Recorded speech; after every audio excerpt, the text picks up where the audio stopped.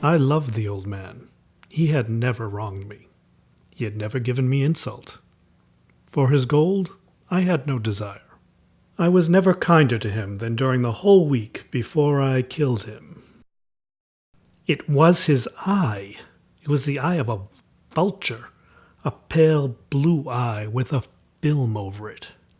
Whenever it fell upon me, my blood ran cold, and so I made up my mind to take his life, and thus rid myself of that terrible eye forever. For 7 nights about midnight, I turned the latch of his door and opened it, oh so gently, and then cautiously, oh so cautiously, I opened the door just so much that a single thin ray fell upon the vulture eye. But I found the eye always closed, and as such it was impossible to kill him.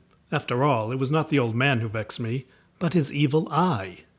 Upon the 8th night, I was about to open the door, when the old man sprang up in bed, crying out, "Who's there?"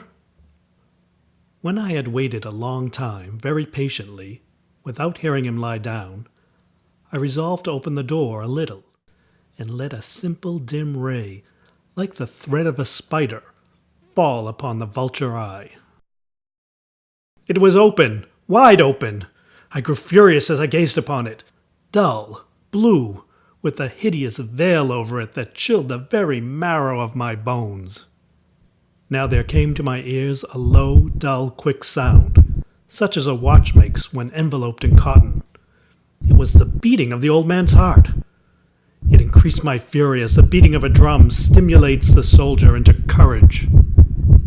Steadily I maintained the ray upon the eye. Meantime the hellish sound of the heart increased. It grew quicker and quicker, louder and louder every instant.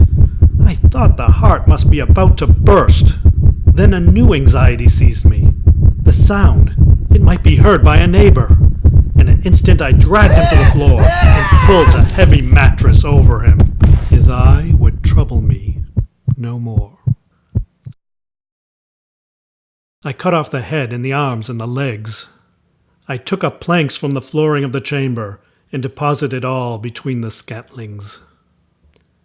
Then I replaced the board so cleverly, so cunningly, that no human eye, not even his, could have detected anything wrong. Soon after finishing my gruesome task, there came a knocking at the street door.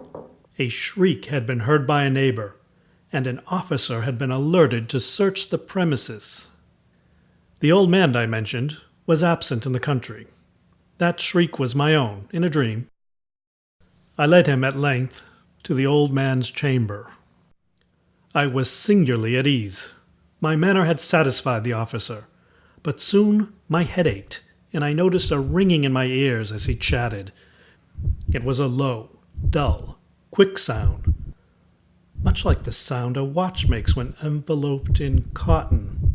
The very sound the old man's heart made as I killed him. Yet the officer did not hear it and continued to chat. The noise arose over all and continually increased. It grew louder, louder, louder, and still he chatted pleasantly and smiled. How could he not hear it? Then it struck me. He did hear it. He suspected. He knew. He was making a mockery of my horror. I reached my limit and could no longer wait for him to accuse me. I admit the deed. It is the beating of his hideous heart.